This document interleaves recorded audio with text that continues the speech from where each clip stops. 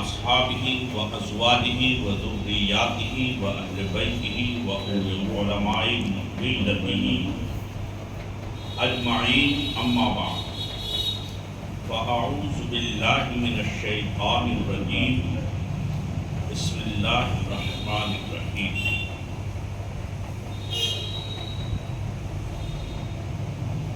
قد جاءكم من الله نور وكتاب آمنت بالله صدق الله مولانا العلي العظيم وبلغنا رسوله النبي الأمين الكريم ونحن على ذلك لمن الشاهدين والشاكرين والآمنين والمطمئنين والموقنين والحمد لله رب العالمين. حضرات، یہ بڑی ہی پاکیزہ اور معطر مجلس ہے. اس مجلس کا نام میلاد النبی رکھا جاتا ہے، جس کو جلسہ عید میلاد النبی کہا جاتا ہے. بے شک.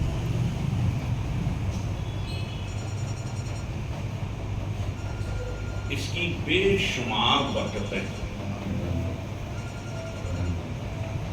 میری کرم فرما عالی جناب قاضی صاحب نے اس فقیر کو حکم فرمایا کہ سلطان رضا تجھے لکھنؤ میں میرے دولت خانے پر آنا ہے.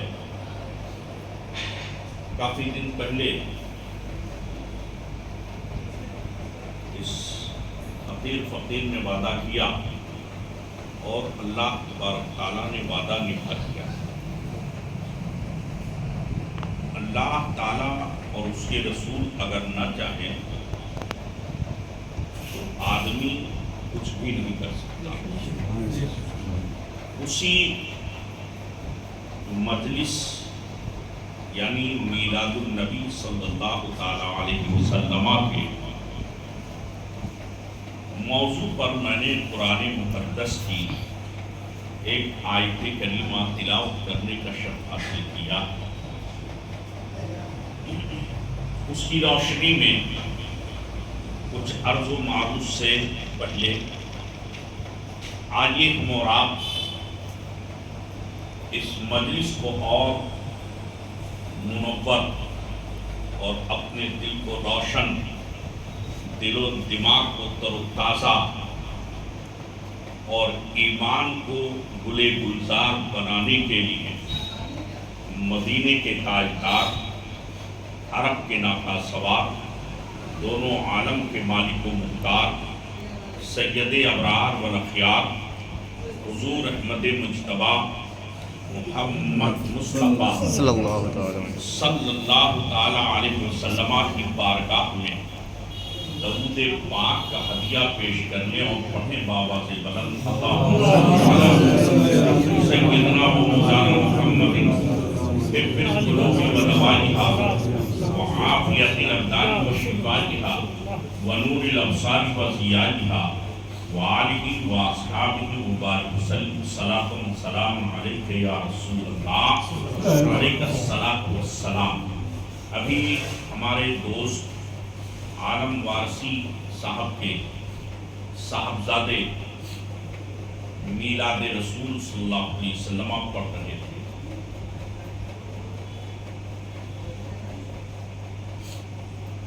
بہت اچھی اچھی باتیں انہوں نے بتائیں. اللہ تبارک تعالیٰ کی بارگاہ میں میری دعا ہے کہ اللہ تبارک تعالیٰ ان کو علم کی دولت سے مالا مال فرمائے اور عمر میں برکتیں عطا فرمائے.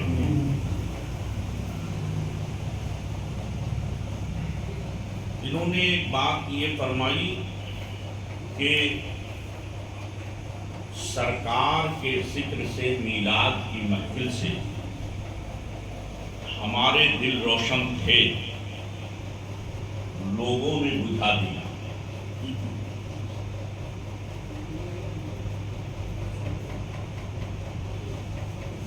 تو میں اس کی اصلاح یوں کر دوں کہ ڈاکٹر اقبال کا شعر ہے کہ ستیزہ کار رہا ہے ازل سے تا امروز، ستیزہ کار رہا ہے ازل سے تا امروز، چراغ مصطفی سے شرار بولہبیز۔ ہمیشہ سے جب دبدبہ آدم ابھی آب و گل پانی اور مٹی کے درمیان تھے، ان کا پانی بھی الگ تھا، مٹی بھی نہیں تھی، یعنی ان کا پتلا گوندا بھی نہیں گیا، جب بھی شیطان میلاد کا مخالف تھا اور آج بھی مخالف ہے اور قیامت تک مخالف رہے گا۔ مگر یہ ہے کہ میلاد مصطفیٰ نہ کل گھٹا تھا اور بند ہوا تھا اور نہ آج بند ہے اور نہ قیامت تک بند رہے گا۔ اسی لیے بریلی کے تاجدار، علم و فضل کے شہریار اعلیٰ حضرت سرکار فرماتے ہیں کہ حشر تک ڈالیں گے ہم پیدائش مولا کی دھوم، حشر تک ڈالیں گے ہم پیدائش مولا کی دھوم، مثل فارس نجد کے بلعین گراتے جائیں گے۔ مسلمانوں کے دل الحمدللہ نبی کے ذکر سے کل بھی روشن تھے اور آج بھی روشن ہیں اور قیامت تک روشن رہیں گے۔ ہمارے بچپن میں ہندوستان کے اندر چند خطیب تھے، وہ چلتے تھے۔ آج کم سے کم 10,000 خطیب اور مقرر ہیں، مگر ابھی آپ فون کیجئے کسی خطیب کے پاس، وہ کہے گا ربیع الاول شریف میں میری تاریخ خالی نہیں۔ کم سے کم 10,000 سے زائد خطیب ہیں جن کا کام ہی رات میں چلنا اور دل میں نبی کی پیدائش اور میلاد بیان کرنا، اصلاح کرنا ہے، تقریر کرنا ہے، واعظ کرنا ہے۔ اور بعض تو ایسے الحمدللہ ہیں، ہم لوگ بامبے پہنچ جاتے ہیں 11ویں شریف، ربیع الاول شریف، محرم میں، تو ایک ایک دن میں 2 جگہ، 3 جگہ مجلسیں ہوتی ہیں، تقریریں ہوتی ہیں۔ تو یہ اللہ اور محبوب کے، محب اور محبوب کے درمیان کا معاملہ ہے، یہ کسی کے گھٹانے سے نہیں گھٹ سکتا۔ یہ مجھے میلاد سے ہٹ کر کے یہ گھٹانے کی بات پر ایک واقعہ یاد آیا، اگر آپ لوگ کہیں تو میں بتاؤں۔ یہ سبھی لوگ جانتے ہیں کہ بہرائچ شریف میں سرکار غازی پاک کا میلہ لگتا ہے، اس تو 13-14 رجب کو ہوتا ہے، بے شک، مگر میلہ ایک مہینہ ہوتا ہے، جیٹھ کے مہینے میں۔ اورنگزیب عالمگیر کا دور تھا، علماء کافی تھے، تو علماء اکٹھا ہو کر اورنگزیب عالمگیر کے پاس گئے اور کہا آپ خود عالم ہیں اور مجدد ہیں، بہت بڑے عالم، لہذا یہ میلہ آپ کے ہوتے ہوئے یہ شریعت کے خلاف ہے۔ اورنگزیب نے فرمایا کہ میلہ تو واقعی ناجائز ہے۔ اس وقت 400 جگہ ہندوستان میں غازی سرکار کا میلہ ہوتا ہے۔ جب یہ بات علماء نے بیان کی تو اورنگزیب نے کہا آپ لوگوں کا حکم ہے اور شریعت اسی پہ دلالت کرتی ہے، لہذا میں حکم جاری کرتا ہوں کہ اس سال کہیں میلہ نہ لگے۔ اورنگزیب اس مرد آہن کا نام ہے کہ اس نے ہندوؤں نے کہا تھا کہ یہ ہمارا ایک مندر اور پوتر استھان چین کے بارڈر کے اندر ہے، تو اگر آپ چاہیں، ہمیں جانے میں پریشانی ہوتی ہے تو آپ چاہیں تو وہ ہمارے ملک میں مل جائے۔ تو اورنگزیب نے چین سے کہا تھا، تو آدھی رات سے کم حصے میں چین نے وہ مندر اور اس کے بہت دور تک حصہ چھوڑ کر اور پیچھے چلا گیا۔ آپ سمجھیے کہ کتنے طاقتور بادشاہ کا نام۔ اس بادشاہ نے حکم جاری کیا کہ اس سال پورے ہندوستان میں کہیں میلہ نہیں ہوگا۔ وہ وقت ایسا تھا، روہنگیا ہندوستان میں تھا، سری لنکا ہندوستان میں تھا، سنگاپور کا کچھ حصہ ہندوستان میں تھا، چائنا کا بہت سارا حصہ ہندوستان میں تھا، پاکستان تو ہندوستان کا حصہ ہی تھا، افغانستان بھی ہندوستان میں تھا، مالابار ہندوستان میں تھا، مالدیپ ہندوستان میں تھا۔ یہ سارے ممالک الگ ہوئے، اس وقت ایک ملک تھا۔ اس ملک کے اندر جو آدھی دنیا سے ایران کا بہت سارا حصہ ہندوستان میں تھا، اس ملک کا وہ بادشاہ تھا۔ اس نے کہا کہ اس سال میلہ نہیں ہوگا۔ جب جیٹھ کا مہینہ گزرا تو 700 علماء اورنگزیب کے پاس گئے اور کہا کہ حضور آپ نے کیسا حکم جاری کیا؟ ہمیشہ تو 400 جگہ لگتے تھے، اس سال 700 جگہ میلہ ہوا ہے۔ کہا علماء کرام بس اتنا اسی پہ رہنے دو، اب یہ منع والا معاملہ چھوڑ دو، جتنا ہے اتنے باقی رکھو، اگر پھر منع کیا جائے گا تو کہیں 1400 نہ ہو جائے۔ تو یہ محب اور محبوب کے درمیان کے راز کی بات ہے، اس کو ابلیس نہ مٹا سکا، اس کی ذریت بے شمار نہ مٹا سکی، تو اس دور کے وہابی دیوبندی کیا مٹا سکتے ہیں؟ اعلیٰ حضرت رضی اللہ تعالی عنہ نے فرمایا ہے کہ تو گھٹائے سے کسی کے نہ گھٹا ہے نہ گھٹے، جب بڑھائے تجھے اللہ تعالی تیرا، اور مٹ گئے مٹتے ہیں مٹ جائیں گے دشمن تیرے، نہ مٹا ہے نہ مٹے گا کبھی چرچا تیرا۔ اور عقل ہوتی تو خدا سے نہ لڑائی لیتے، یہ گھٹائیں اسے منظور بہانا تیرا۔ یہ کہتے ہیں ذکر کو بند کر دو، اور اللہ فرماتا ہے وَرَفَعْنَا لَكَ ذِكْرَكَ، اے محبوب ہم نے آپ کو اس کے ذکر کو بلند کر دیا۔ تو جب اللہ نے بلند کیا تو بلند کرنے والی ذات اللہ کی ہے، اور بلند ہونے والی ذات رسول کی ہے، تو نہ بلند ہونے والے کو کوئی سمجھ سکتا ہے نہ اللہ کو کوئی سمجھ سکتا ہے، تو پھر اس کے ذکر کو کوئی کیا سمجھے گا اور کیسے مٹائے گا؟ مٹایا تو اس سے جاتا ہے جو سمجھ میں آئے، لڑا اس سے جاتا ہے جو ہمارے مقابلے میں ہو۔ نبی سے لڑائی یہ عقل کے خلاف ہے، خرد کے خلاف ہے، ذہن و فکر کے خلاف ہے۔ حضرات یہ اللہ تبارک تعالیٰ کا معاملہ ہے۔ اللہ تبارک تعالیٰ نے ساری کائنات کو جو بنایا ہے وہ میلاد مصطفیٰ کے صدقے، میلاد مصطفیٰ کے صدقے۔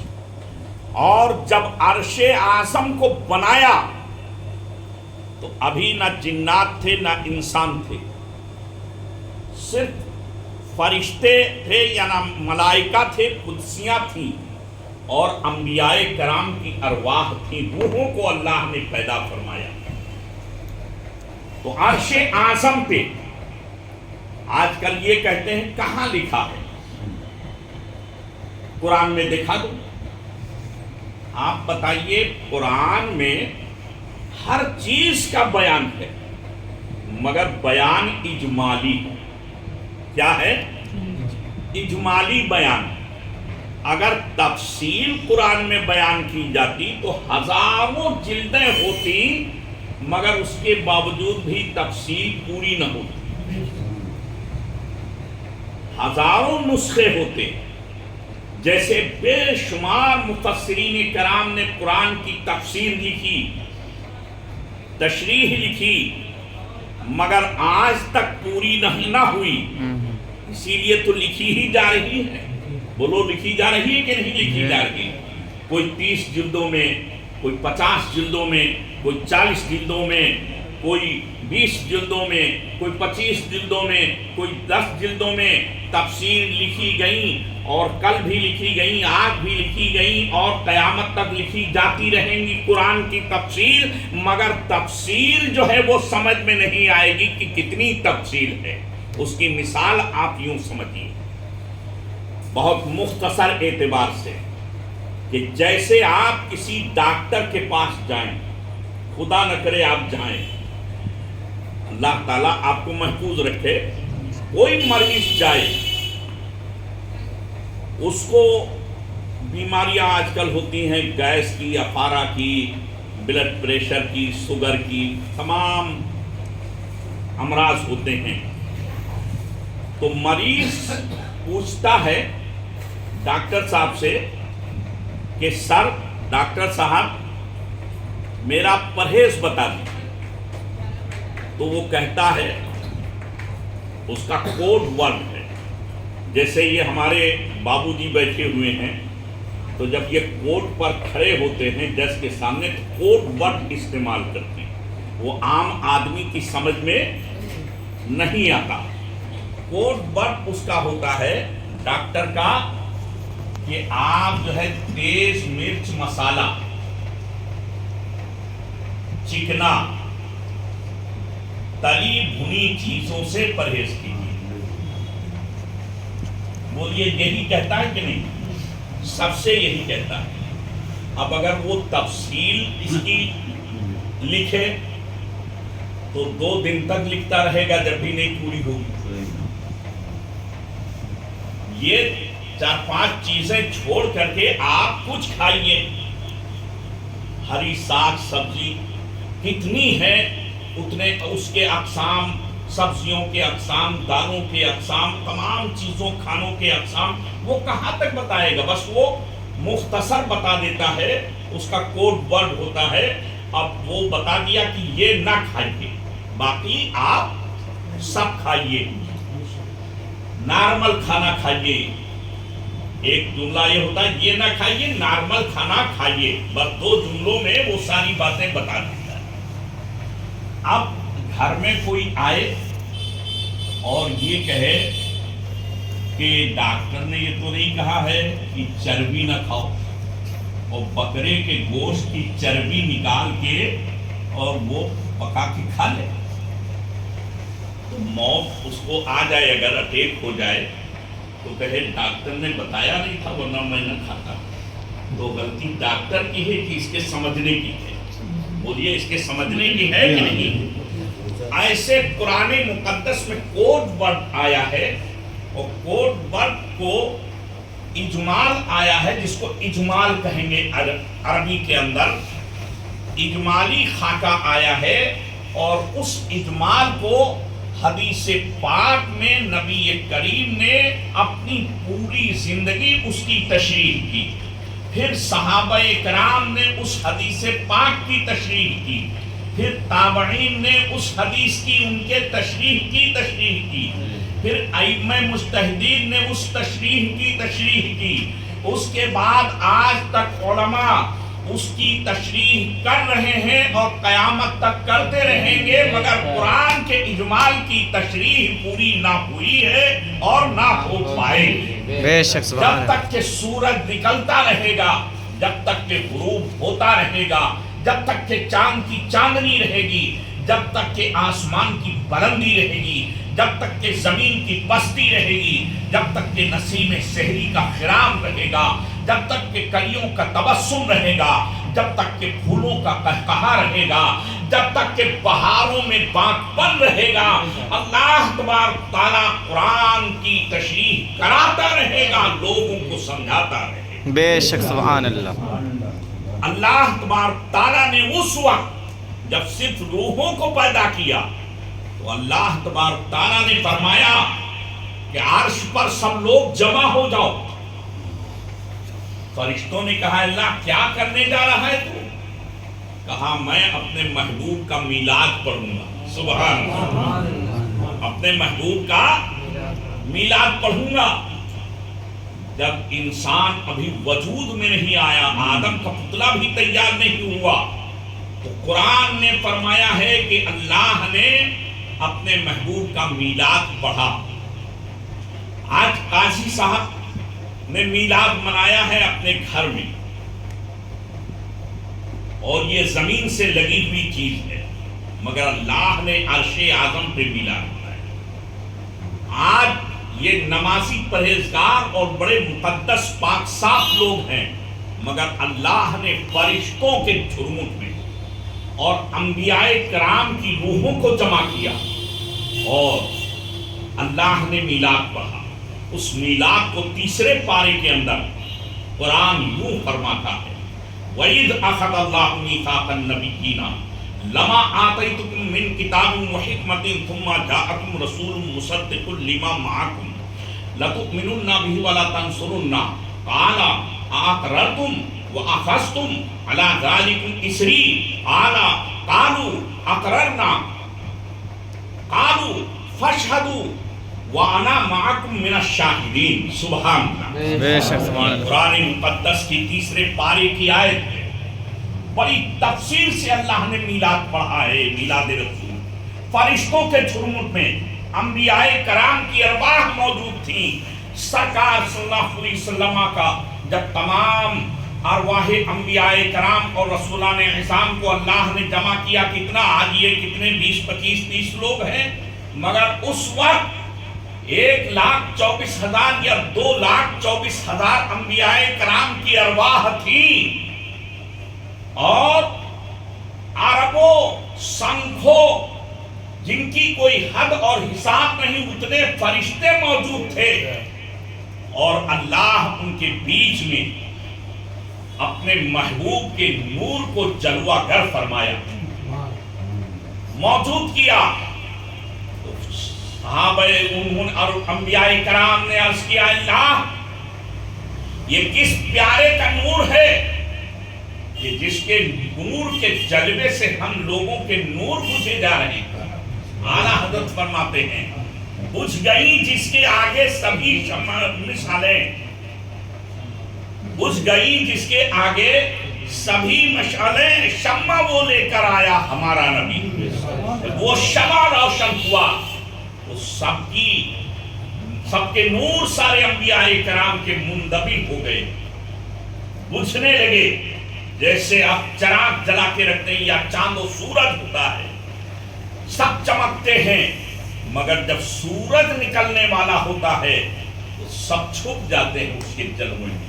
تو سرکار کا نور جب ان ارواح اور انوار میں جلوہ گر ہوا تو سب سرکار کے جلووں میں چھپ گئے، اور اللہ تبارک تعالیٰ سے پوچھا کہ اللہ یہ کون مخبارہ ہے، کون ہے جس کی تجلی نے ہم لوگوں کے نور کو بجھا دیا ہے، نور کو کم کر دیا ہے، اے اللہ تو بتا دے۔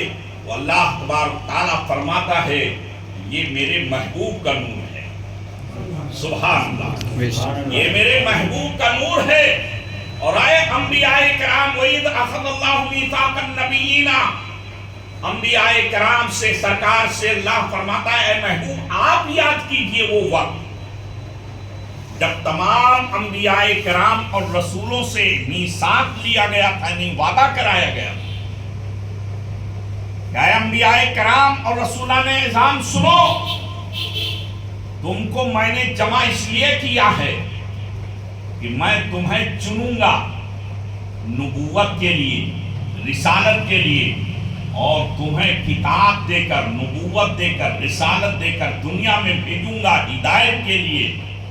ऐन उसी हालत में जब तुम नबी और रसूल हो, नबूवत और रिसालत के मंजिल पर फाइज हो, और मेरा ये महबूब तुम्हारे दरमियान अगर दुनिया में आ जाए तो अपने नबूवत और रिसालत का ख्याल मत करना, बल्कि मेरे महबूब का कलमा पढ़ करके और उसके इरादतमंद हो जाना, उस पर ईमान ले आना।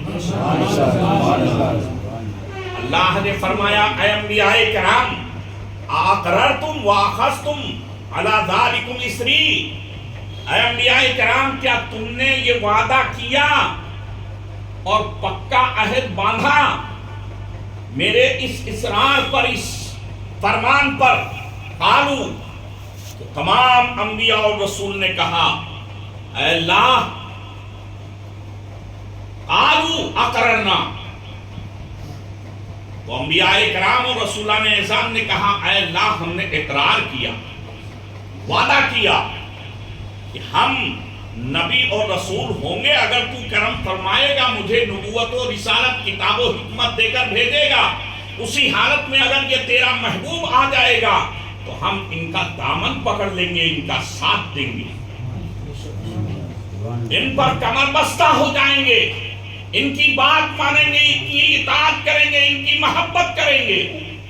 अल्लाह ने फरमाया, फशहदू, बात ऐसे नहीं चलेगी, बल्कि फशहदू, तुम एक दूसरे पर गवाह हो जाओ,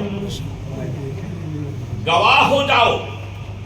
आखिर जब दो वकील बहस करते हैं तो बहस के बाद जज कहता है, आपके गवाह कहां हैं? गवाह मजबूत होता है तो दावा और दलील वही मानी जाती है जिसके गवाह होते हैं।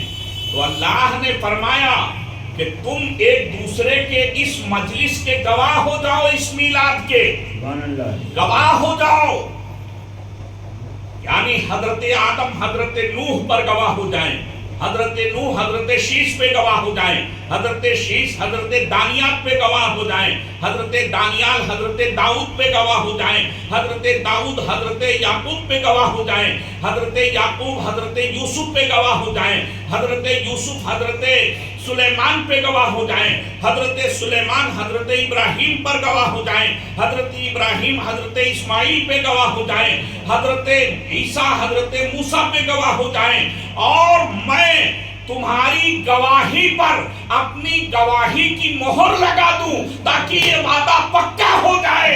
और उसके बाद अगर कोई मेरे वादे का इनकार करेगा तो नबी मोमिन नहीं, अगर नबी भी होगा तो उसको नबूवत से बर्खास्त कर दिया जाएगा।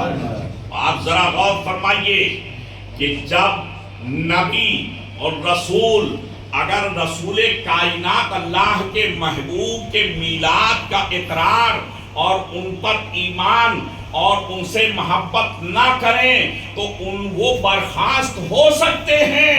एक कलमा पढ़ने वाला, 2 रकात नमाज में उठक बैठक करने वाला अगर नबी की मोहब्बत से इनकार करे तो कसम खुदा की वो मोमिन कैसे हो सकता है? हरगिज़ नहीं। इसीलिए आला हजरत ने इरशाद फरमाया, हश्र तक डालेंगे हम पैदाइशे मौला की धूम, मिस्ल फारस नज्म के दिले गिराते जाएंगे। हज़रात, ये हमारा वतीरा है, मोमिन के दिल की आवाज है मीलाद को।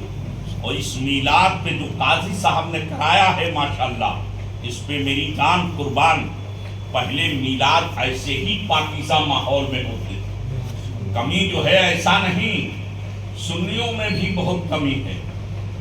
आज मीलाद मनाया जाता है पार्कों में, आज मीलाद मनाया जाता है रोड पर, सड़कों पर, आज मीलाद मनाया जाता है गंदे नालों पर।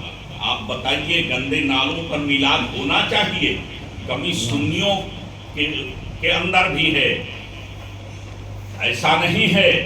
हमें उन कमियों पर नजर रखना चाहिए। हमारे दामन में किस लालो जवाहर की कमी है? हिंदुस्तान में नहीं, पूरी दुनिया में मुसलमान दूसरे नंबर का मालदार, दूसरे नंबर का। آج لوگ کہتے ہیں مسلمان غریب ہے غریب ہے غریب. کہاں غریب ہے؟ میں نے تقریباً پوری دنیا دیکھی ہے. یورپ، افریقہ اور ہندوستان اور بہت سے ملک میں نے دورہ کیا. ہندوستان کے اندر میں گیا، مسلمانوں کا کھان پان، مسلمانوں کا لباس، مسلمانوں کا رہن سہن الحمدللہ یہ بہت اعلیٰ قسم کا ہے. میں نے غریب سے غریب مسلمانوں کا دیکھا. اگر وہاں ٹھیکرا رکھا ہوا ہے، جھوپڑا بھی رکھا ہوا ہے، تو وہ مسلمان کے گھر کے سامنے صفائی ہے اور گھر کے اندر ٹائلس لگے ہوئے ہیں. مگر آپ دوسری قوموں کی طرف جائیے، ایس سی کی طرف جائیے اور دلت کی طرف جائیے، مہاراشٹر اور گجرات کا دورہ کیجئے، کرناٹکا اور حیدرآباد کا دورہ کیجئے، تو وہیں خونوں کا ڈھیر لگا ہوا ہے، گندگی کا ڈھیر ہے، اور وہیں اس کا گھر ہے، وہیں بیٹھا کھانا کھاتا ہوا نظر آتا ہے. نہ پہننے کا لباس اس کے پاس بہتر ہے، نہ رہنے کی جگہ صاف صفائی ہے. تو مسلمان یہ کیسے جو ہے ہم نے فیصلہ کر لیا کہ مسلمان سب سے زیادہ گیا گزرا ہے. مسلمان گیا گزرا نہیں ہے. ہاں، جو گیا گزرا مسلمان ہے اس کی صرف وجہ یہ ہے، اس بات پہ گیا گزرا ہے کہ مسلمان نے تعلیم میں اپنے آپ کو پیچھے کر لیا ہے. اور تعلیم میں جو پیچھے کیا ہے یہ مسلمان حکمرانوں کی دین ہے. یہ 750 سال تک مسلمانوں کی حکومت رہی. اس میں 2 بادشاہوں کو چھوڑ دیجئے. ایک تو فرید خان جن کو شیر شاہ سوری کہتے ہیں، یہ سوری خاندان میں گزرے.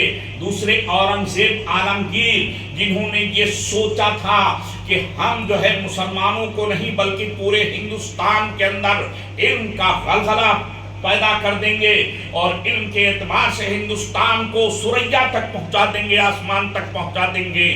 سب سے پہلے ہوئے زمین پر اگر ہندوستان کے اندر کسی حاکم نے آواز اٹھائی تو یہ آواز شیر شاہ سوری جن کو فرید خان کہتے ہیں انہوں نے یہ آواز اٹھائی تھی. ہر بچے کو تعلیم، ہر مکان کو راستہ اور پانی چاہیے، ہر فرد کو پانی. یہ تاریخ کے ورق پہ آپ دیکھ سکتے ہیں، تاریخ ہند کے اندر، آئین ہند کے اندر آپ بتائیے. اور جتنے روڈ آج 6 لائن یا 4 لائن بنے ہوئے ہیں وہ سب کے سب شیر شاہ سوری نے 4 سال کے اندر، کل 4 سال کے اندر بنوا کر کے کمپلیٹ کر دیا تھا. آج دنیا کے اندر کوئی حاکم ایسا کیسے پیدا ہو سکتا ہے؟ مسلمانوں جیسا حکمران نہ کل کسی ماں نے پیدا کیا تھا نہ آج پیدا کیا ہے. مگر فرید خان یعنی شیر شاہ سوری کے سگے سالے نے دھوکہ دیا اور بابر کے ہاتھوں ان کو مروا دیا. 5 ہی سال میں ان کی جانشینی اور حکومت چلی گئی اور سارا کام کھیل بگڑ گیا. پھر جو یہ آپ کے مغل آئے تو مغلوں نے ہندوستان کے اندر صرف عیاشی کی اور اس کے علاوہ کچھ نہیں کیا. انہوں نے کچھ بھی نہیں کیا، اور اگر اس میں کسی نے کیا سوچا تو دو بادشاہوں نے، ایک تو حضرت اورنگزیب عالمگیر جو مجدد تھے اور دوسرے بادشاہ نے جو سوچا وہ حضرت بہادر شاہ ظفر تھے. مگر ان کی سوچ صرف دماغ ہی میں رہ گئی، ان کو موقع نہیں ملا. اور اورنگزیب نے بہت کچھ کر ڈالا تھا. اگر یہ 2 سال ہی ان کی زندگی وفا کر جاتی تو ہندوستان کا نقشہ بدلا ہوا نظر آتا، ہمارا مقام بلند ہوتا. تو آج مسلمانوں کے اندر 700 سال تک مسلمانوں کو تعلیم سے نہتھا کیا گیا. ہمارا اصل ہتھیار تعلیم ہے. پیغمبر اسلام نے مدینے کی سرزمین پہ جو آواز اٹھائی تھی اپنی زندگی میں، وہ آواز یہ تھی جس کو قرآن بانگے درا دے رہا ہے، اقرا بسم ربک الذی خلق. पढ़ो। अगर तुम इंसानियत चाहते हो तो पढ़ो, अगर बुलंदी चाहते हो तो पढ़ो, अगर इज्जत चाहते हो तो पढ़ो, अगर नामूस चाहते हो तो पढ़ो, अगर रिफात चाहते हो तो पढ़ो, अगर हुकूमत चाहते हो तो पढ़ो, अगर तुम अपने आप को आगे बढ़ाना चाहते हो तो पढ़ो। तुम्हें हर हाल में पढ़ना पड़ेगा, पढ़ो। अगर तुम जिंदगी चाहते हो तो पढ़ो, अगर तुम अपना नामो निशान चाहते हो तो पढ़ो। कुरान ने कहा पढ़ो, और ये भी फरमाया कि अपने रब के नाम से पढ़ो। अगर तुम पढ़ो तो दुनिया की तालीम भी हासिल करो, मगर अल्लाह और रसूल को भी फरामोश न करो। पहले सजदा करो, फिर कालिज का रुख करो, तो कसम खुदा की तुम्हारी हालत बदल जाएगी, तुम्हारा नसीब बदल जाएगा। आज आप देखिए हमारे यहाँ मुसलमान न IAS बन रहा है, न PCS बन रहा है। आज कॉलेज बेशुमार हैं, कितने कॉलेज हैं, मगर लखनऊ के 1-2 कॉलेज छोड़ दीजिए तो लड़कियों, दक्कन में 2-4 कॉलेज छोड़ दीजिए तो लड़कियों के कोई कॉलेज नहीं। एक कॉलेज बरेली में मुसलमानों का है, मुसलमानों के पास क्या नहीं है। आज भी हजारों, एक मुसलमान के पास कई हजार बीघे जमीन है, और वो हिंदुस्तान के अंदर वो 40 हिंदुस्तान में रहकर 40 50 मुल्कों में वो अपने कारोबार की कमंद डाले हुए है, कमा रहा है। क्या वो कॉलेज नहीं बनवा सकता? आखिर मुसलमानों ने कॉलेज क्यों नहीं बनवाया? लड़कियों का कॉलेज क्यों नहीं बनवाया? जैसे चाहते वैसे अपनी लड़कियों को उसमें हुक्म नाफिज करके पढ़ाते।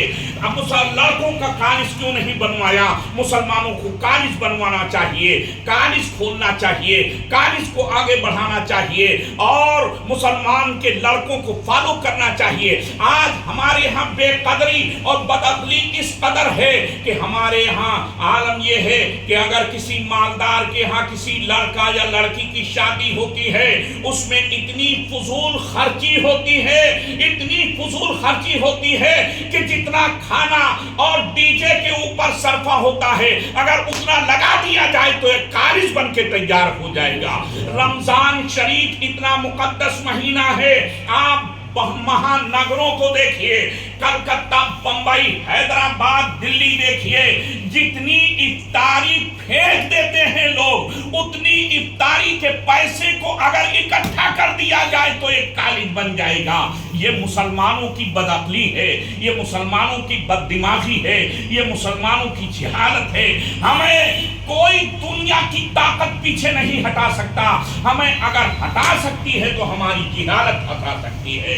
हमें चाहिए इल्म हासिल करें, मुस्तफा जाने रहमत से मोहब्बत करें, और हम आगे बढ़ें। जब प्यारे मुस्तफा से मोहब्बत करेंगे, उनकी बातों पर अमल करेंगे तो हम आगे बढ़ेंगे, हमारे बच्चे आगे बढ़ेंगे, हमारी नस्लें आगे बढ़ेंगी। हजरात, बात तो मैं ये करना चाहता था कि सरकार सल्लल्लाहु अलैहि वसल्लम का मीलाद, सुभान अल्लाह, मीलादे मुस्तफा, जरा तड़प के कह दीजिए सुभान अल्लाह।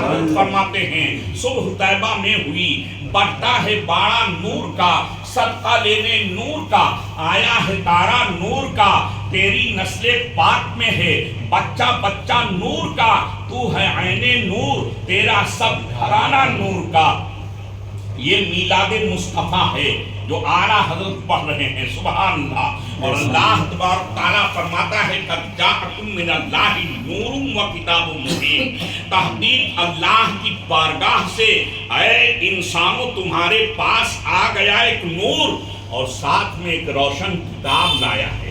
यानी सरकार आए हैं तो ऐसे नहीं, बल्कि पढ़े लिखे बन करके आए हैं, पढ़े लिखे आए हैं, और दुनिया को पढ़ाने लिखाने के लिए आए हैं। जब किताब लाए हैं हजरात, तो हमें चाहिए कि हम पढ़ें तो नबी को समझेंगे। अब मालूम ये हुआ कि नूर और किताब ये दोनों एक ही आयत में इसका जिक्र है। बोलो है कि नहीं है?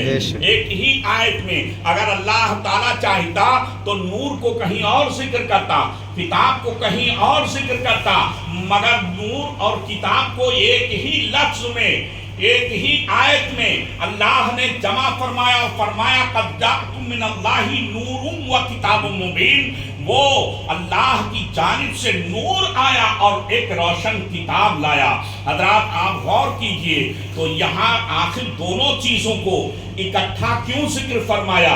اس کے اندر فلسفہ یہ ہے میرے مسلمانوں اور قاضی صاحب، فلسفہ یہ ہے کہ نور اور کتاب یہ دونوں لازم اور ملزوم ہیں۔ نور کہتے ہیں روشنی کو، اور کتاب تو آپ جانتے ہی ہیں، کتاب پڑھی جاتی ہے روشنی میں، اور روشنی سے کتاب دیکھی جاتی ہے۔ کتاب پڑھی جاتی ہے روشنی میں، اور بغیر روشنی کے کتاب دیکھی نہیں جا سکتی۔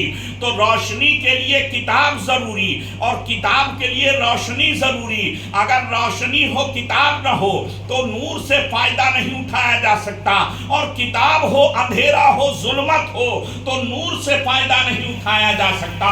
معلوم یہ ہوا اگر نور کو سمجھنا ہے تو کتاب کو سمجھنا پڑے گا، نور کو جاننا ہے تو کتاب کو جاننا پڑے گا، نور کو پرکھنا ہے تو کتاب کو پرکھنا پڑے گا، نور سے محبت کرنا ہے تو کتاب سے محبت کرنا پڑے گا، نور کو دل میں بسانا ہے تو کتاب کو دل میں بسایا جائے گا، اور اگر کتاب کو سمجھنا ہے تو نور کو سمجھنا پڑے گا۔ کتاب سے محبت کرنا ہے تو نور سے محبت کرنا پڑے گی، کتاب پہ عمل کرنا ہے تو نور پہ عمل کرنا پڑے گا۔ حضرات بغیر کتاب کے نور نہیں سمجھ میں آ سکتا، اور بغیر نور کے کتاب سمجھ میں نہیں آ سکتی۔ معلوم یہ ہوا نور سے مراد پیارے مصطفیٰ آمینہ کے لال جناب محمد رسول اللہ کی ذات ہے، اور کتاب سے مراد کتاب اللہ قرآن مقدس ہے۔ نعرہ تکبیر، نعرہ رسالت، مسلک اعلیٰ حضرت فیضان حضور مفتی اعظم ہند، فیضان حضور تاج الشریعہ سرکار کی آمد، مرحبا دلدار کی آمد، آقا کی آمد، نعرہ تکبیر۔ حضرات اب نور کو دیکھو، نور کو اگر سمجھنا ہے تو کتاب کو سمجھنا پڑے گا۔ حضرت صحابہ کرام ام المومنین حضرت عائشہ صدیقہ کی بارگاہ میں آئے، ان کے قدموں پر ہمارے ماں باپ کی جان قربان ہو۔ عرض کیا صحابہ کرام جنہوں نے نبی کو دیکھا تھا، نبی سے سارا فیض حاصل کیا تھا، دنیا کے اندر انبیاء کرام کے بعد اگر کوئی جماعت افضل و اعلیٰ ہے تو صحابہ کرام کی جماعت ہے۔ تو وہ عشرہ مبشرہ سے لوگ آئے، ابو بکر صدیق، عمر فاروق اعظم، عثمان غنی، حضرت علی، حضرت طلحہ، حضرت سعد، حضرت سعید، حضرت زبیر وغیرہ آئے۔ حضرت عائشہ رضی اللہ تعالیٰ عنہ نے فرمایا کہ شمع رسالت کے پروانوں کیسے آنا ہوا؟ کہا ہم سرکار کی سیرت کو جاننا چاہتے۔ حضرت ام المومنین عائشہ صدیقہ رضی اللہ تعالیٰ عنہ نے فرمایا کہ سرکار کی سیرت تم جاننا چاہتے ہو؟ کہا ہاں۔ کہا کیا تم نے قرآن نہیں پڑھا ہے؟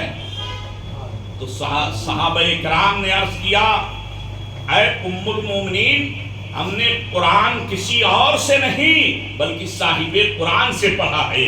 حضرت جبریل کو اترتے دیکھا ہے، نبی کریم کو سنتے دیکھا ہے، سرکار کو پڑھتے دیکھا ہے، انہی سے سیکھا ہے۔ فرمایا پھر ام المومنین نے فرمایا پھر جاؤ اور قرآن پڑھتے چلے جاؤ، نبی کی سیرت تمہارے سامنے آتی چلی جائے گی۔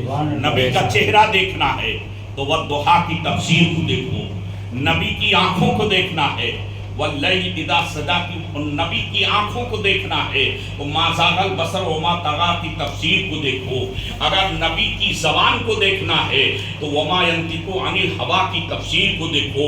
اگر نبی کریم کی زلفوں کو دیکھنا ہے واللیل اذا سجا کی تفسیر کو دیکھو۔ اگر نبی کریم کے ہاتھوں کو دیکھنا ہے تو یداللہ فوق ایدیہم کی تفسیر کو دیکھو.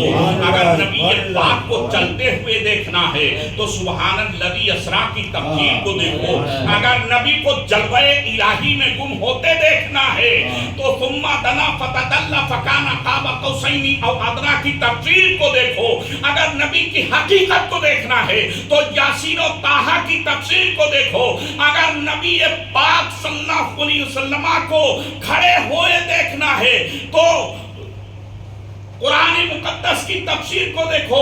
اور اگر نبی کو کمبل میں لپٹے ہوئے دیکھنا چاہتے ہو تو یا ایھا المزمل کی تفسیر کو دیکھو. اور نبی کو اگر چادر اوڑھے ہوئے دیکھنا چاہتے ہو تو قرآن مقدس میں یا ایھا المدثر کی تفسیر کو دیکھو.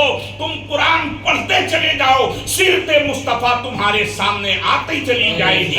اسی لیے وہ بریلی کے تاجدار، عشق و مستی کے شہریار اعلیٰ حضرت سرکار پکار کے کہتے ہیں وہ اللہ کی سرتاب قدم شان ہیں. یہ انسان نہیں انسان، وہ انسان ہیں. یہ قرآن تو ایمان بتاتا ہے انہیں، ایمان یہ کہتا ہے میری جان ہے. یہ نبی کریم کی سیرت ہے. اب سیرت کی ایک جھلک پیدائش آپ سن لیجئے، پھر صلاۃ و سلام پڑھ لیا جائے. پیدائش دنیا میں تو سبھی پیدا ہوئے. بولو پیدا ہوئے ہیں کہ نہیں؟ پیدا ہونا، جوان ہونا، بوڑھا ہونا، مر جانا، یہی تو یہ دنیا ہے. اسی کا نام دنیا ہے. لوگ مر رہے ہیں، لوگ کہہ رہے ہیں دنیا چل رہی. مطلب جتنے مرتے ہیں اس سے زیادہ پیدا ہو جاتے ہیں تو چل رہی ہے. بولو چل رہی ہے کہ نہیں؟ دنیا چل رہی ہے. پیدا ہوا، بچہ ہوا، جوان ہوا، بوڑھا ہوا، مر گیا، یہی اسی کا نام دنیا ہے. بولو ہے کہ نہیں؟ اسی کا نام دنیا ہے. پیدا سبھی ہوئے، ہم بھی پیدا ہوئے، یہ حافظ کی بھی پیدا ہوئے، یہ بچے بھی پیدا ہوئے، یہ چشتی صاحب بھی پیدا ہوئے، یہ ہمارے قاضی صاحب بھی پیدا ہوئے، یہ ہمارے وکیل صاحب بھی پیدا ہوئے. سب سارے لوگ پیدا ہوئے. عالم بھی پیدا ہوئے، فاضل بھی پیدا ہوئے، نبی بھی پیدا ہوئے، رسول بھی پیدا ہوئے، صحابہ بھی پیدا ہوئے، غوث بھی پیدا ہوئے، قطب بھی پیدا ہوئے، خواجہ بھی پیدا ہوئے. سب پیدا ہوتے ہیں. گروہ پیدا ہوتے ہیں کہ نہیں پیدا ہوتے ہیں؟ مگر تاریخ دیکھو. آپ لوگ جیسے پیدا ہوئے آپ کو اپنی تاریخ معلوم ہے. اگر آپ کو معلوم نہیں تو آپ کے یہاں جب بچہ پیدا ہوگا تو دیکھ کے معلوم ہو جائے گا. بولو ہو جائے گا کہ نہیں ہو جائے گا؟ بچہ جب پیدا ہوتا ہے تو ناپاک پیدا ہوتا ہے. جب پیدا ہوتا ہے نال لگی رہتی ہے. جب پیدا ہوتا ہے تو پھر عالم یہ ہوتا ہے کہ اس کی آنکھوں میں سرما لگایا جاتا ہے، غسل دیا جاتا ہے، کپڑا پہنایا جاتا ہے، اس کے بالوں میں تیل ڈالا جاتا ہے، جسم کی مالش کی جاتی ہے، اس کے بال سنوارے جاتے ہیں. تب وہ نکھر کر کے تیار ہوتا ہے اور آپ اس کی جانب آپ کے دل کی للک بڑھتی ہے کہ میں اس کو بوسہ لے لوں، اس کو گود میں لے لوں، اس کو چمٹا لوں. اللہ اکبر. آپ ذرا دیکھیے یہی طریقہ ہے. سبھی لوگ پیدا ہوئے، ننگے پیدا ہوئے، کپڑا پہن کے کوئی نہیں پیدا ہوا. سب پیدا ہوتے ہیں. انبیاء کرام، رسولان اعظام، اولیاء کرام، علماء کرام. مگر آؤ حضرت آمنہ رضی اللہ تعالیٰ عنہ سے پوچھا جائے. تاریخ دیکھیے.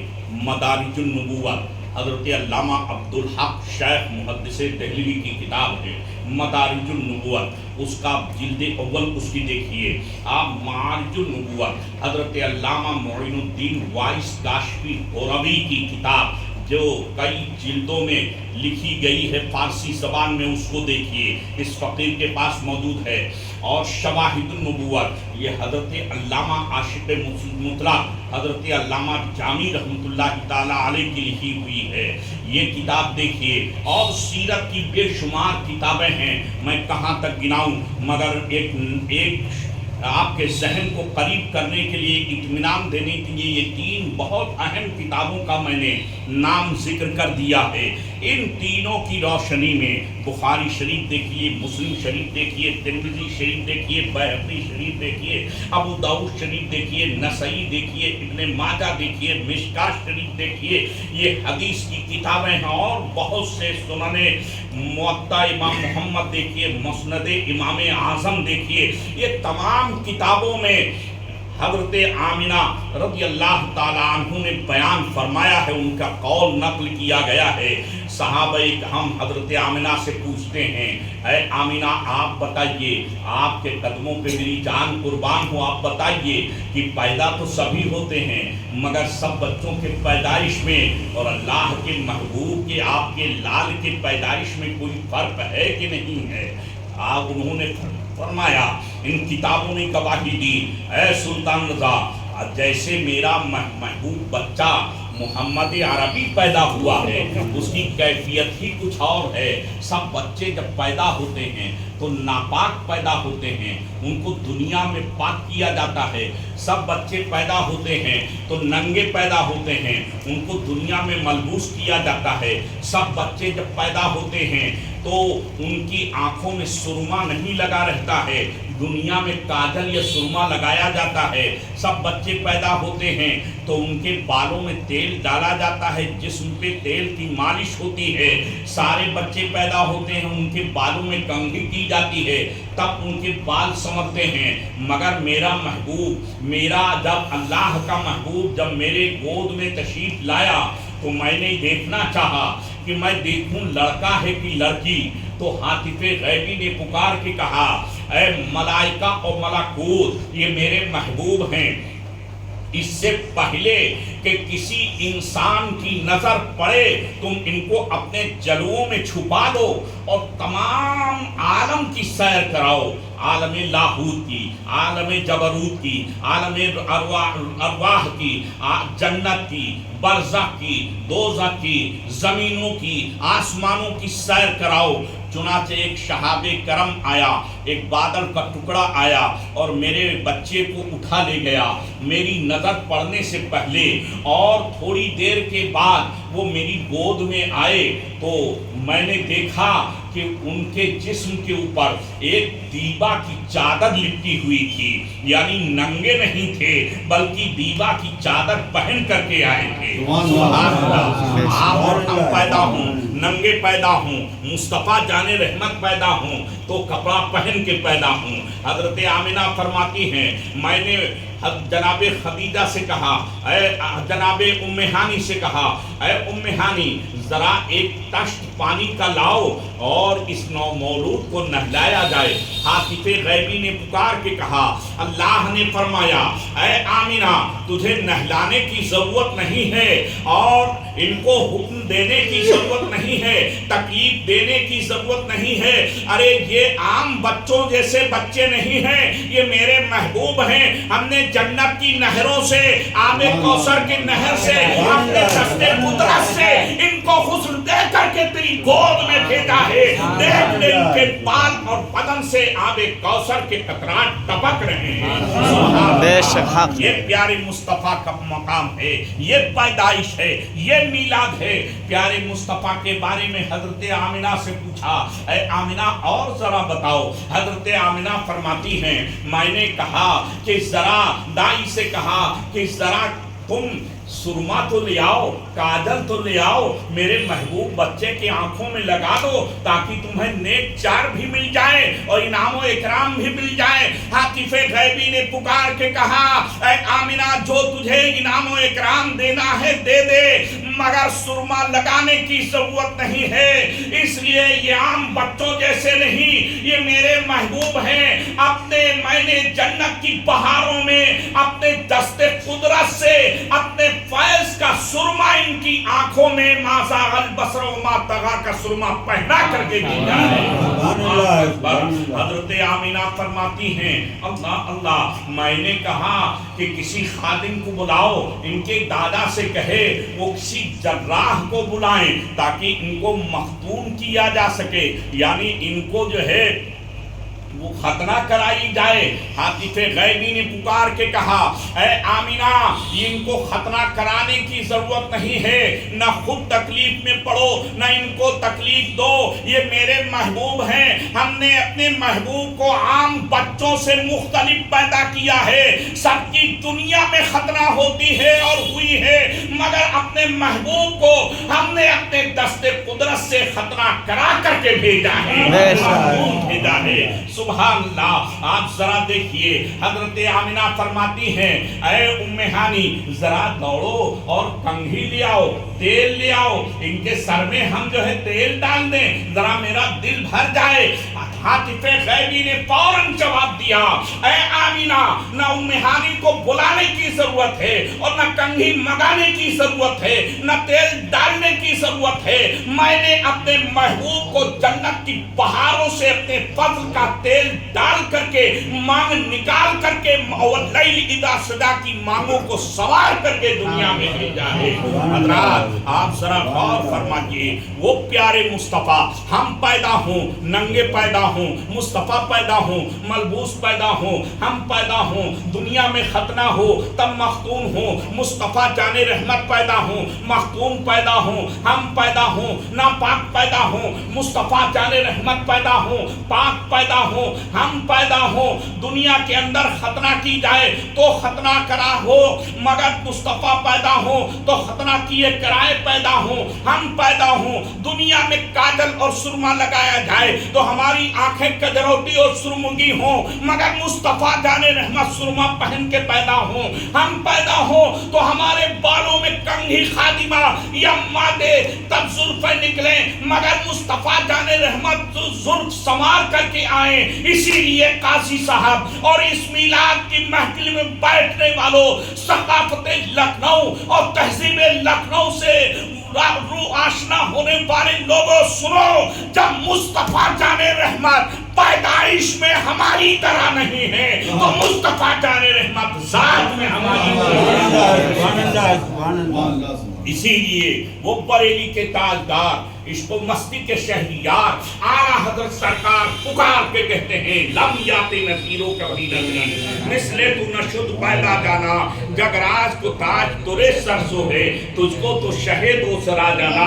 और फरमाते हैं, सबसे आला वो था हमारा नबी, सबसे बाला बाला हमारा नबी, सारे ऊंचों से ऊंचा समझिए जिसे, है उस ऊंचे से ऊंचा हमारा नबी। कर्नो बदली रसूलों में होती रही, चांद बदली का निकला हमारा नबी। अंबिया से कहूं करूं अर्ज क्यों हाल को, क्या नबी है तुम्हारा हमारा नबी, क्या नबी है तुम्हारा हमारा नबी। मुस्तफा की जात का जवाब नहीं, मुस्तफा की सिफात का जवाब नहीं, मुस्तफा के मौजज़ात का जवाब नहीं, मुस्तफा के जलवों का जवाब नहीं, मुस्तफा के मर्तबों का जवाब नहीं, मुस्तफा के जिक्र का जवाब नहीं, मुस्तफा जाने रहमत की नबूवत का जवाब नहीं, मुस्तफा जाने रहमत की रिसालत का जवाब नहीं, मुस्तफा जाने रहमत के अल्लाह के कुर्ब का जवाब नहीं। अरे सुनो प्यारे, मुस्तफा का आलम ये है कि सारे नबियों को जब किताब और हिकमत दी तो अल्लाह ने फरमाया, ऐ अंबियाए कराम, इस किताब की हिफाजत करना तुम्हारा काम है, तुम इसको याद करो, इसको महफूज रखो। मगर जब कुरान बहुत मुख्तसर किताब है, जब इसको नाजिल फरमाया तो अल्लाह के रसूल पढ़ने लगे, हजरत जिब्रील अमी के साथ अपनी जबान को हिलाने लगे। अल्लाह ने फरमाया, ऐ महबूब, आपका जबान हिलाना और इतनी तकलीफ भी मुझे बर्दाश्त नहीं है। कुरान फरमाता है, ला तुहर्रिक बिही लिसानका लिताजला बिही, ऐ महबूब आप पढ़िए मत, कुरान आपके सीने में उतार देना ये मेरा काम है। अल्लाह ने इतनी भी मशक्कत बर्दाश्त नहीं किया। अब आप जरा देखिए, हजरत मूसा और ईसा का जिक्र होता है, हजरत आदम और दाऊद का जिक्र होता है, हजरत सुलेमान की सल्तनत का हुक्म होता है, मगर आलम यह है कि हजरत सुलेमान अलैहिस्सलाम की हुकूमत खलाओं पर, फिजाओं पर, मछलियों पर, दरियाओं पर, जंगलों में थी।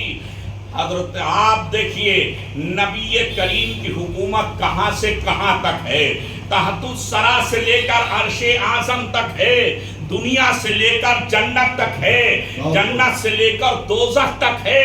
ये तो नबी की ताकत और पावर का मसला है। अरे जब गुनाहगार उम्मती लोहे की जंजीरों में जकड़ के जहन्नम की तरफ लिए जा रहे होंगे फरिश्ते, तो अल्लाह के रसूल फरमाएंगे, अरे फरिश्तों, इस पे तुम्हारा क्या कर्जा है? अरे ये बंदा तो आजाद शुदा मेरे दर का है, मैंने आजाद कर दिया, फिर तुम इसको क्यों लेकर जा रहे हो? छोड़ दो इसको, जन्नत में जाने दो। प्यारे मुस्तफा आजाद फरमा देंगे, मगर ये नबी का इख्तियार है। आओ उनके गुलामों का इख्तियार देखो। बहुत करीब की छोछा मुकद्दसा की सरजमीन पे हजरते मखदूम अशरफ समनानी रहमतुल्लाह ताला अलैह मुल्क समनान के साहिबे तख्तो ताज थे। आपने इस्तीफा दे दिया, अपने भाई को तख्त पर बिठा दिया, लोगों ने बिठाया। आप जंगल में सैर व तफरीह के लिए, सियाहत के लिए चले गए। एक दिन आप दरिया के किनारे आप अपने एबा को सिल रहे थे, उनका जुब्बा फट गया था। हजरते महबूब सुबहानी हजरत मखदूम अशरफ समनानी का सिल रहे थे। मैं जिक्र के तौर पर ताकत और पावर और हुकूमत के तौर पर ये मसला हजरत सुलेमान के मुकाबले में बयान कर रहा हूँ। ये मेरी जुरात है, मेरी हिम्मत है। आप जरा गौर कीजिए, उनके भाई शिकार को गए हुए थे, बादशाह थे। कहा हुजूर घोड़े से उतरे और तलवार रख दिया, तीरों कमान रख दिया और दस्त बस्ता अपने भाई की बारगाह में अर्ज गुजार हुए, हुजूर आप ये फटा पुराना जुब्बा पहने हैं, ये अच्छा नहीं लगता। चलिए, पूरे खल्क जो है, पूरी हुकूमत आपके मुंतज़िर है। आप मुस्कुराए और कहा, हमारे बाद तो मैंने सुना तुम ही हाकिम हो। कहा, हाँ मैं हाकिम हूँ। कहा, तो ये जो नहर बह रही है, ये तुम्हारी हुकूमत में है कि तुम्हारी हुकूमत से बाहर? कहा, ये हमारी हुकूमत में है, हमारी सरहदो सीमा में है। इतना कहा, जैसे भाई ने इतना कहा तो हजरत मखदूम अशरफ समनानी ने वो सुई जिससे अपना एबा सिल रहे थे, वो धागा पिरोई हुई सुई आपने उसी दरिया में डाल दिया और डालने के बाद कहा, अगर ये आपकी हुकूमत में है तो फिर वो सुई हमारी मंगा दीजिए, वो सुई हमारी हमको दिला दीजिए। उन्होंने कहा, हुजूर अगर आप हुक्म दें तो एक दो सुई नहीं, लाखों सोने और चांदी की सुई बना करके आपके कदमों में ढेर कर दूं। कहा, मैं सोने चांदी की सुई नहीं लूंगा, मुझे वही अपनी सुई लोहे की चाहिए। कहा, वो तो पानी में बह गई। कहा, फिर तुम्हारी हुकूमत कैसे है? तुम कहते हो इस पे मेरी हुकूमत है, मेरी हुकूमत में है। अब मेरी हुकूमत देखो। आपने फरमाया, ए दरिया की मछलियों, हमारी सुई लाके दो। तो ये दो नहीं बल्कि हजारों लाखों जो है मछलियाँ अपने मुंह में एक एक सुई दबाए हुए और सतह आग पे बुलंद हो गई। हजरत को चला लाया और फरमाया, ऐ मछलियों, क्या तुम्हें होश नहीं है? मैंने अपनी सुई मांगी है, ये सुइयां नहीं चाहिए, मुझे वही सुई चाहिए जिसमें धागा पिरोया हुआ है, जिसको मैंने डाला है। एक बहुत बड़ी मछली अपने मुंह में वही सुई दबाए हुए आई, नमूदार हुई सतह आग पर और किनारे उस सुई को डाल दिया। आपने अपने खादिम से कहा, उठा लो। अल्लाह अकबर। उसने उठा लिया। कहा, तुम्हारी हुकूमत पिलपिली है, सही नहीं है। हुकूमत असल में तो अल्लाह के रसूल की है, हम सब उसके गुलाम हैं। तो नबी की हुकूमत कल भी थी, आज भी है, कयामत तक रहेगी और कयामत के बाद मैदान महशर में रहेगी और मैदान महशर में फिर जो है जन्नत के अंदर भी रहेगी। अल्लाह अकबर। इसीलिए आला हजरत के भाई फरमाते हैं, फकत इतना सबब है इन इकादे बज़्म महशर का, तुम्हारी शान महबूबी दिखाई जाने वाली है। नबी का मकाम तो मैदान महशर में देखा जाएगा, मैदान महशर में नबी का मर्तबा देखा जाएगा। कैसा मकाम होगा नबी करीम की जो है वो अल्लाह ताला जहन्नम में डाल रहा होगा गुनाहगारों को। और प्यारे मुस्तफ़ा راستے میں کھڑے ہو جائیں گے اور کہیں گے اے فرشتوں اس پہ تمہارا کون سا اجارہ ہے، یہ گنہگار ہے تو ہمارا ہے، ہمارے در کا، ہم نے اس کو آزاد کر دیا، توڑ دو بیڑی، کاٹ دو جو ہے ہتکڑیاں اور جنت میں لے کر اس کو ڈال دو۔ سرکار سارے گنہگاروں کو جہنم سے نکال کر کے جنت میں پہنچا دیں گے۔ اس وقت یہ میلاد کا منکر بیچارہ ہاتھ ملتا ہوگا، افسوس کرتا ہوگا کہ کاش میں بھی قاضی صاحب کے گھر میں میلاد مصطفیٰ میں شریک ہو جاتا تو نبی کا صدقہ آج ہم کو بھی مل جاتا اور ہم بھی جنت میں چلے جاتے، مگر ہرگز نہیں ملے گا۔ اس وقت تو عاشق مصطفیٰ کو ملے گا، چاہے جتنا بڑا گنہگار ہو۔ مسلمانوں، نبی کا فیضان کل بھی جاری تھا۔ نبی کریم صلی اللہ علیہ وسلم جب دنیا میں آئے، اللہ اللہ، تو عالم یہ تھا، حضرت حلیمہ سعدیہ، تفصیل کا وقت نہیں ہے مگر تھوڑا اور سماعت فرما لیں۔ حضرت حلیمہ سعدیہ رضی اللہ تعالیٰ عنہ آپ کو لے کر کے گئیں، راستے میں وہ اونٹنی جو بہت نحیف و لاغر و کمزور تھی وہ طاقتور بن کر کے چلی اور آپ کے دونوں پشتانوں میں دودھ بھر گیا۔ آپ نے بائیں طرف پلانا چاہا مگر دودھ نہ پیا، داہنی طرف پیا۔ راستے بھر میں کوشش کی مگر آپ نے داہنے چھاتی میں حضرت حلیمہ کے دودھ پیا، بائیں چھاتی کو منہ نہیں لگایا۔ اس سے مطلب یہ ہے کہ تیامن کو یعنی داہنے کو سرکار پسند فرماتے ہیں، یہ سرکار کی کا محبوب عمل ہے۔ داہنی چیز سے شروع کرنا چاہیے اور داہنی طرف سے شروع کرنا چاہیے۔ حضرت سرور کائنات نے داہنی چھاتی میں دودھ پیا، راستہ گزر گیا، بنو سعد کا قبیلہ آیا، ایک دن، دو دن، تین دن گزرے، سرکار ایک ہی پشتان میں دودھ پیتے تھے۔ حضرت حلیمہ نے اپنے شوہر سے کہا کہ آپ کو کچھ معلوم ہے؟ کہا نہیں۔ کہا یہ جو شہزادے ہیں ان کا عالم یہ ہے کہ ان پہ شاید کسی کی بری نظر لگ گئی ہے، یہ تو ایک ہی پشتان میں دودھ پیتے ہیں اور دوسرے میں ہم جب پکڑاتی ہیں تو یہ منہ ہٹا لیتے ہیں، منہ کھولتے ہی نہیں ہیں۔ اللہ اکبر۔ آپ کے شوہر نے کہا اے حلیمہ تیری عقل خراب ہو گئی ہے کیا؟ ارے ان کے اوپر کسی کا اثر نہیں ہو سکتا۔ کہا کیوں؟ کہا دیکھا نہیں یہ رات میں آئے تو ہماری بکریوں کے سوکھے ہوئے تھنوں میں دودھ آ گیا، یہ رات میں ہمارے گھر میں آئے تو پورے قبیلے کے باغات پر بارش ہوئی، کئی سال سے قحط سالی پڑی ہوئی تھی، یہ آئے تو برکتوں کی بہار لے کر کے آئے ہیں، ان کے آنے سے ہمارے اندھیرے گھر میں اجالا ہو گیا ہے، ان پہ آسیبی خلل نہیں ہو سکتا۔ اے حلیمہ کہا پھر؟ کہا یہ سمجھتے ہیں، یہ اس وقت کی بات ہے جب نبی بول نہیں پاتے تھے، سمجھتے تھے مگر بول بظاہر نہیں پاتے تھے۔ ان کے رضائی باپ نے کہا کہ یہ پیارے محمد ہیں، یہ سمجھتے ہیں کہ ہمارا رضائی بھائی ہے، اگر دونوں چھاتیوں میں ہم نے دودھ پی لیا تو اپنے رضائی بھائی کا حق چھن جائے گا، اس لیے ایک طرف دودھ پیتے ہیں اور ایک طرف اپنے رضائی بھائی کے لیے چھوڑ دیتے ہیں۔ اللہ اکبر۔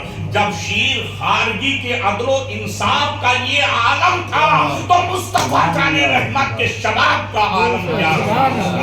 اللہ اکبر۔ اسی لیے اعلیٰ حضرت ارشاد فرماتے ہیں ان کی مہک نے دل کے غنچے کھلا دیے ہیں، جس راہ چل دیے ہیں کوچے بسا دیے ہیں۔ اللہ کیا جہنم اب بھی نہ سرد ہوگا، رو رو کے مصطفیٰ نے دریا بہا دیے ہیں۔ اللہ اکبر۔ سرور کائنات صلی اللہ تعالیٰ علیہ وسلم دودھ پیتے رہے، بہاریں آتی رہیں، رحمتوں کے گہر برستے رہے قبیلہ بنو سعد میں، مگر جب آپ 2.5-3 سال کے ہوئے تو آپ نے ایک دن فرمایا اپنی رضائی ماں سے کہ اے والدہ محترمہ اب میں بھی اپنے بھائیوں کے ساتھ بکریاں چرانے جایا کروں گا۔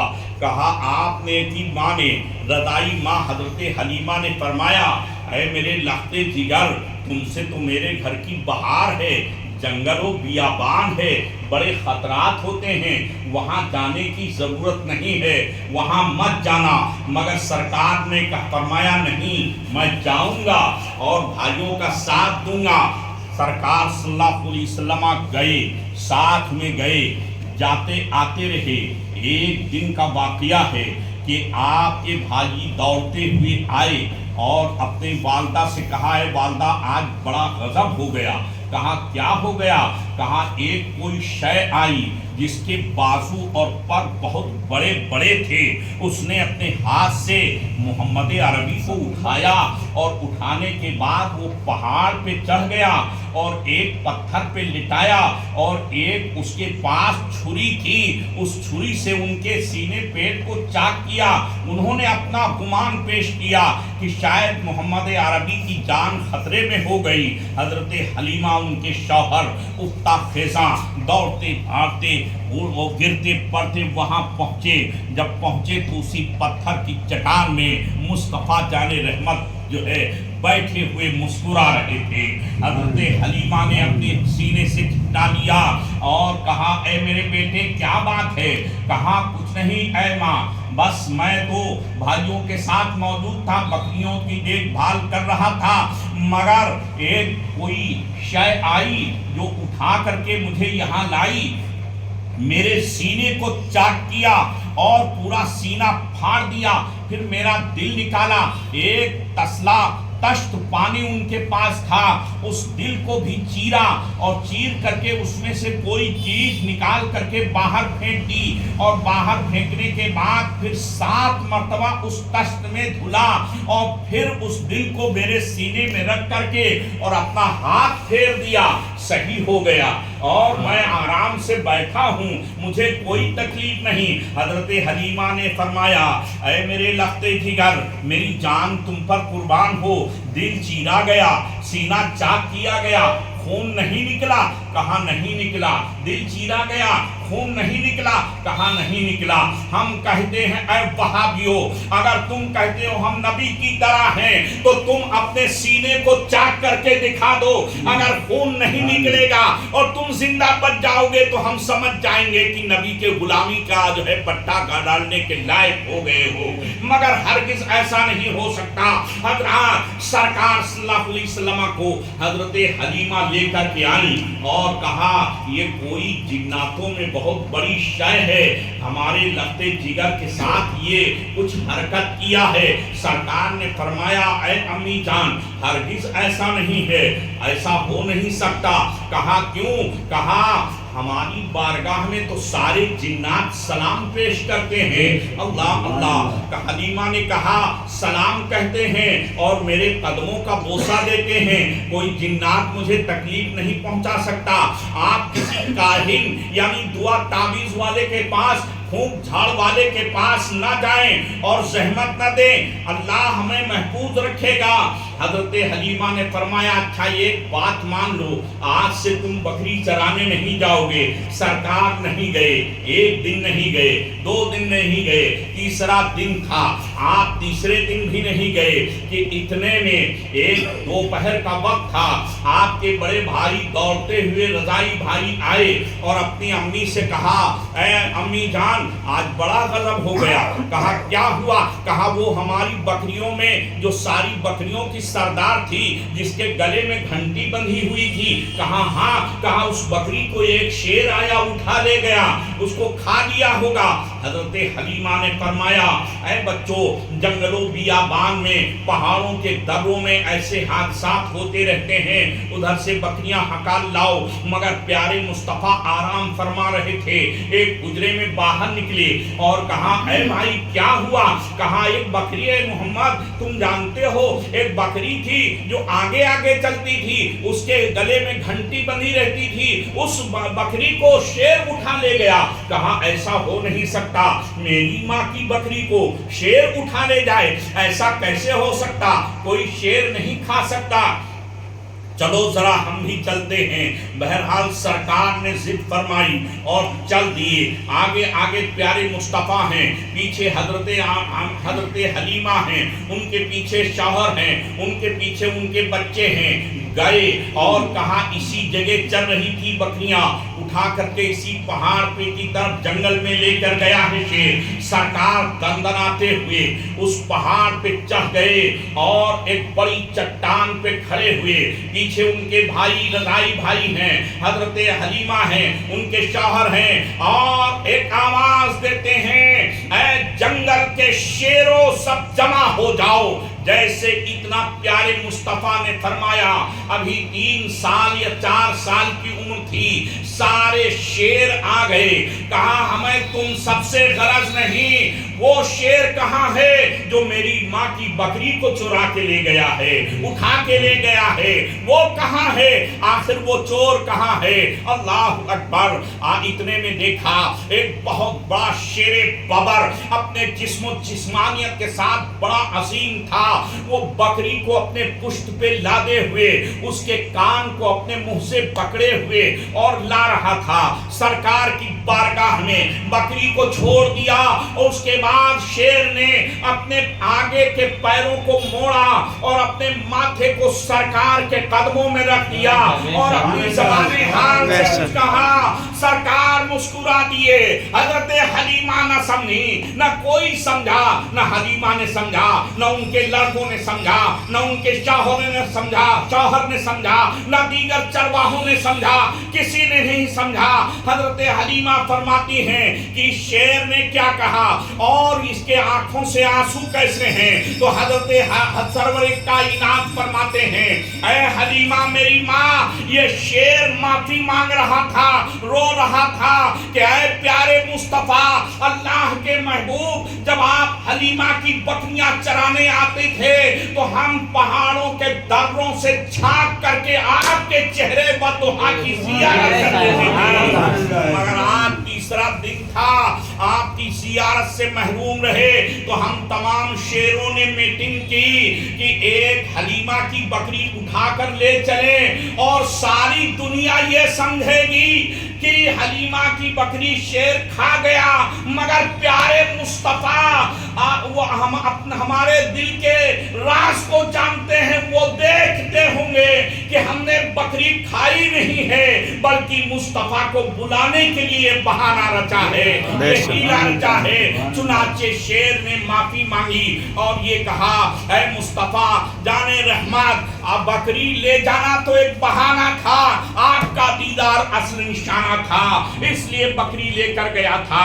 अब आप जरा गौर फरमाइए, जब चरिंद जाने, परिंद जाने, चिड़िया जाने, दरिंद जाने, शेर जाने, बहाइम जाने, ऊंट जाने, जानवर जाने, मगर अबू जहल न जान सका, अबू लहब न जान सका, उतबा न जान सका, शैबा न जान सका, तो फिर उसके तकदीर ही का नसीबा है, उसके तकदीर ही की करिश्मा साजी है।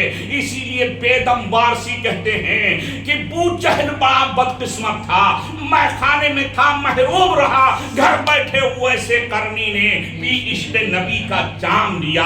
हमारे नबी बेमिसाल हैं, उनके ऊपर नाजिल होने वाली किताब बेमिसाल है, हमारे नबी की ज़ात बेमिसाल, हमारे नबी की सिफात बेमिसाल, हमारे नबी की इबादत बेमिसाल, हमारे नबी के ऊपर नाजिल होने वाला कुरान बेमिसाल, हमारे नबी सल्लल्लाहु अलैहि वसल्लम के सहाबा कराम बेमिसाल, हमारे नबी करीम का रोज़ा बेमिसाल, हमारे नबी का हज बेमिसाल, हमारे नबी की अतियात बेमिसाल, हमारे नबी के फरमान बेमिसाल, हमारे नबी पाक सल्लल्लाहु अलैहि वसल्लम की नबूवत बेमिसाल, रिसालत बेमिसाल।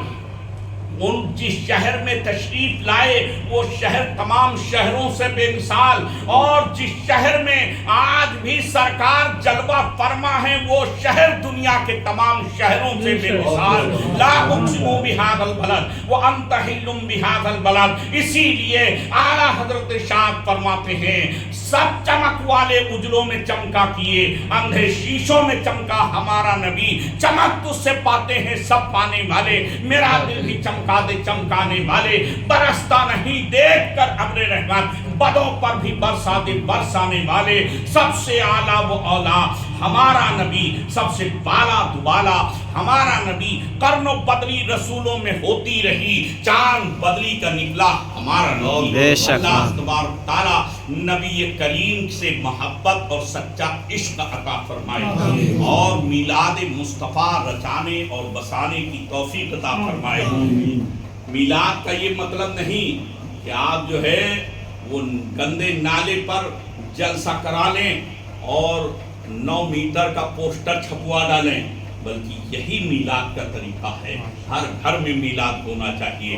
اگر آپ کے پاس اتنی توفیق نہیں کہ آپ کسی عالم کو یا کسی شاعر کو بلا سکیں تو آپ نعت پاک کے 2-3 شعر یاد کر لیجئے، اور جو سلام آپ کو آتا ہو 12 ربیع الاول کی رات میں، یعنی 11 دن گزار کے 12ویں رات میں صبح صادق کے وقت آپ نعت پاک کے 2-3 شعر پڑھیے، اس کے بعد صلاۃ و سلام پڑھیے، یہی میلاد ہے، یہی پیارے مصطفیٰ سے عشق ہے۔ اللہ تبارک تعالیٰ ہمیں اور آپ کو عشق مصطفیٰ کا جام عطا فرمائے، اور ہماری اس گفت و شنید میں اگر کوئی شرعی لغزش ہوئی ہو اللہ تعالیٰ اس کو معاف فرمائے۔ محبت رسول کی تمام دلیلوں میں سے ایک روشن دلیل یہ ہے کہ ہم نماز پڑھیں، نماز کو نہ قضا ہونے دیں۔ اللہ تعالیٰ ہمیں اور آپ کو نماز پڑھنے کی توفیق عطا فرمائے، آمین۔ وآخر دعوانا ان الحمدللہ رب العالمین۔ جیسا بھی پروگرام، الصلاۃ والسلام